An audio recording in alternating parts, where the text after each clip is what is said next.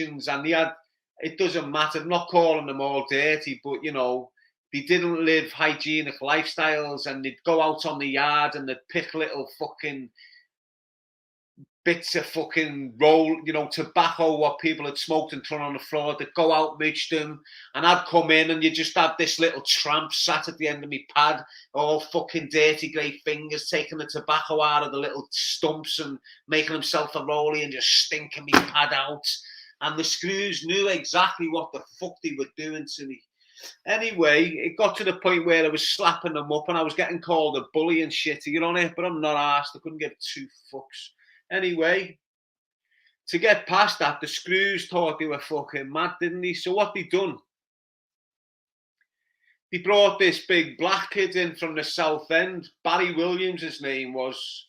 He was a big, crazy crack fiend from the South End. And I'm talking around the times of, you know, your Carl Palmers, your Paul Jenkins, rough lads who were smoking crack and smack.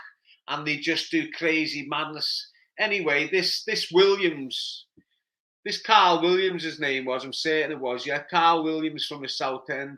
He used to snatch handbags off old women outside fucking post offices and shit. You know, like that Thomas Joyce from Kirby. They used to snatch handbags, do you know what I mean? So all of a sudden, because I've been slapping these fucking kids who were just fucking wrecking me pad and doing all madness, they put this Williams in, who'd been in the adult prisons for a long time. He was like a bully on the wing. He used to terrorise everyone and tax them and all this shit. So all of a sudden, I'm only small, 5'11". You've got this 6'2" fucking black kid from the South End landing on me pad. He's thick boned, but you can see he's a raging bully. And you used to see him on the yard taxing people and all this. All of a sudden, the screws in Walton stitched me up and put him in with me. So I'm sitting there and I'm thinking, shit, he's going to be a handful, this if I go out with him, you know what I mean? I'm on my bed, I'm just doing it. He's not like the others because he's coming in with packets of burn, you know what, he's taxing off people and all this shit.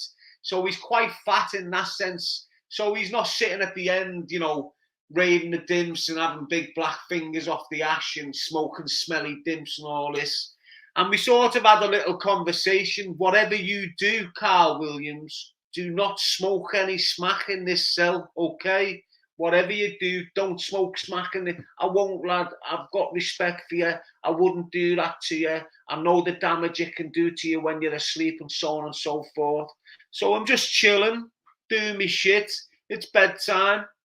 I go to bed, I wake up about 3 a.m. and it stinks of like this fucking mad fishy smell and I'm thinking, what the fuck's this? I'm thinking I'm in a little world of my own. I normally sleep towards the wall in them cells, depending on what side the bunk bed's on.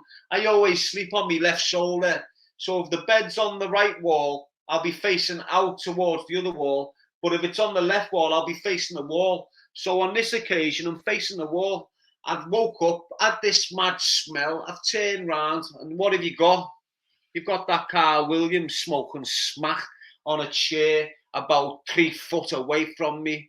And when he's blowing the smoke, he's blowing it up in the air, and it's going round the arch ceiling, all the old Victorian cells, and it's just hitting me while I'm on my bed.